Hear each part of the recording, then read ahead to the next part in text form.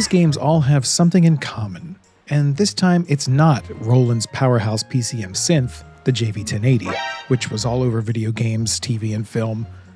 Though it may be one of the most used and recognizable pieces of music hardware in all of gaming's rich history, especially for the 90s and 2000s, well, there is another.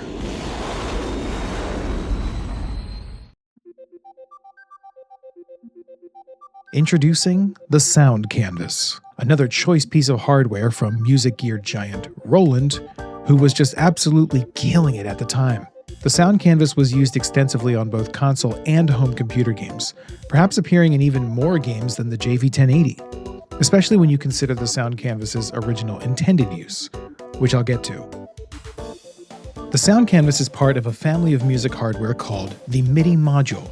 A MIDI module differs from something like the JV-1080 or Korg Trinity in that, in place of deep customization, there is a standardized library of predetermined instrument samples. MIDI modules came into existence with a simple purpose: a budget, high-quality synth for amateur musicians. I can't really go any further without mentioning the grandfather of the Sound Canvas, Roland's MT32. A module that hit shelves in 1987. It quickly became the unofficial standard for computer music, specifically DOS games. Most computer music, and by extension computer game music at the time, was composed using the MT32, so if you owned one, you knew that the music in the game you were playing sounded more or less exactly as the composer intended. If you had the right ports and cables, you could plug it directly into your computer, and the module would perform the music that was playing in your game or in whatever MIDI sequencing software was available at the time. Check out 8-Bit Keys' video about the MT32 for more detail on this cool gadget. 4 years later, in 1991, following the success of the MT32 and the introduction of the General MIDI NGS standards, Roland released their first proper sound canvas, the SC-55.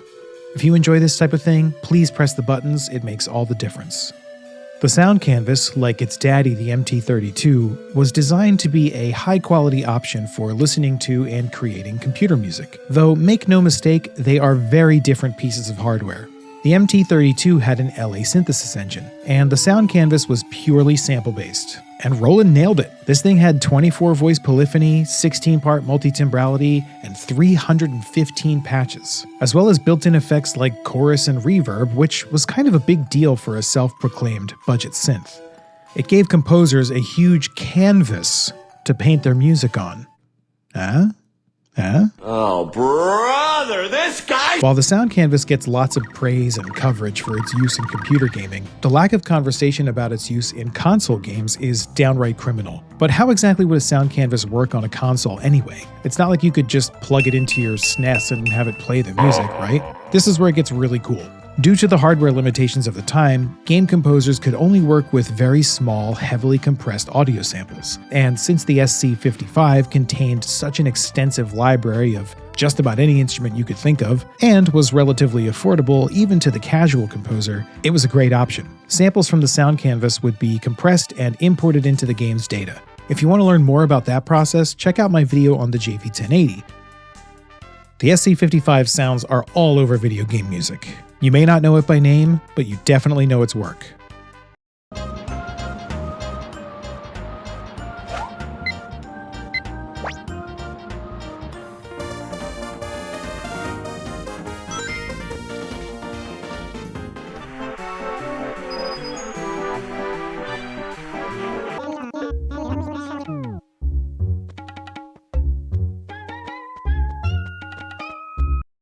The SC-55 was great, but Roland wasn't done yet. And spoiler alert, they won't be done for a while. In 1994, after a long list of follow-up hardware like the Soundbrush and the P55, they finally released what I consider to be the next true iteration of the Sound Canvas, the SC-88.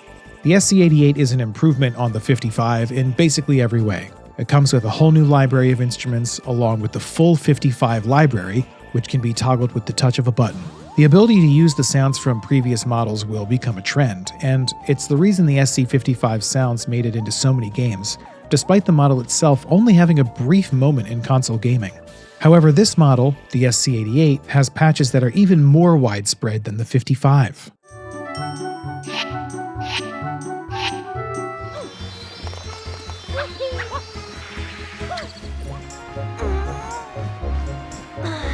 The SoundCanvas, as you can see, was a tremendously popular module for video game music. Shortly after the SC-88 came the SC-88Pro, which is my personal favorite of the bunch. It's got the SC-55 map, the SC-88 map, and a fresh set of its own new sounds. There are a lot of little reasons why this one is my favorite, but the biggest one is not only the sheer number of games that feature it, but which games specifically. Let's go through a few of them.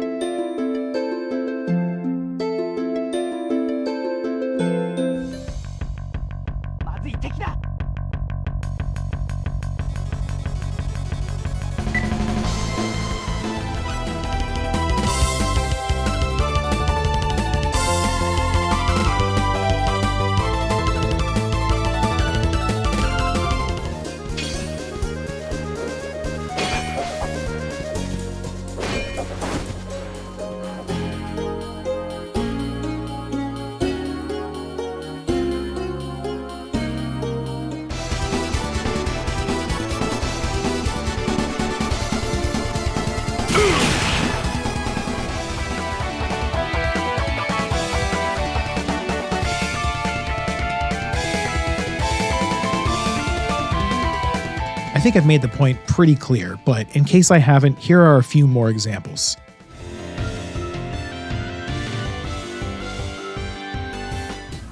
Me too! Take it easy.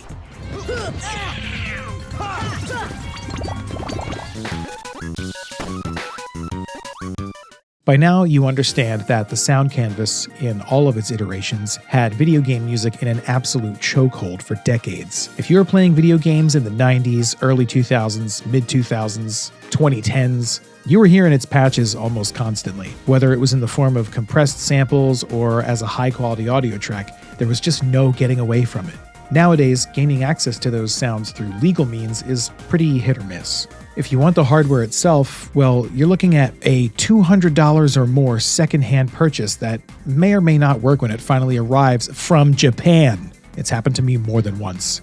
Plus the crazy shipping costs. There used to be a VST version called SoundCanvas VA, which was relatively affordable, but that was recently discontinued and is no longer officially supported by Roland. Ouch.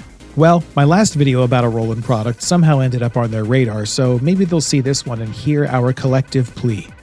Roland, if you're watching, please make a new SoundCanvas VST. This is of course where I have to plug my own VST, Guy Engine. It's a ROMpler with sounds inspired by video games from the 90s and 2000s, like PS1, N64, PS2, GameCube, and more. It has specialized expansions based on specific games and styles, and the Guy Palette expansion takes heavy inspiration from MIDI modules like the SoundCanvas. All of the sounds are 100% safe from any copyright concerns that typically accompany RIP sound fonts. And Guy Engine has a free version as well, which is compatible with all of the expansions. Check out ultimadsp.com.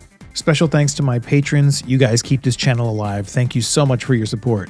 ZM Music, Jonathan Pulio Konopka, Ethan Isaiah Kirchner, Bliss, Allo, Justin Hawes, Foster99, Edward Fleming, Selena, Chris Nguyen, Bulma Simp, Pineapple Man, Scruffington, Cryonic Sage 7719, Dwayne Stokes, Sammy McKelley, and Irian. I want to take this opportunity to quickly shout out my Discord community. You guys are so awesome and so talented and so mutually supportive of not just me, but of each other and anybody who comes through. It's really just a great community. I'm thankful for you guys. And yeah, that's it. Thank you. Thank you very much for watching. And if you're still here, YouTube thinks that you'll like one of these videos.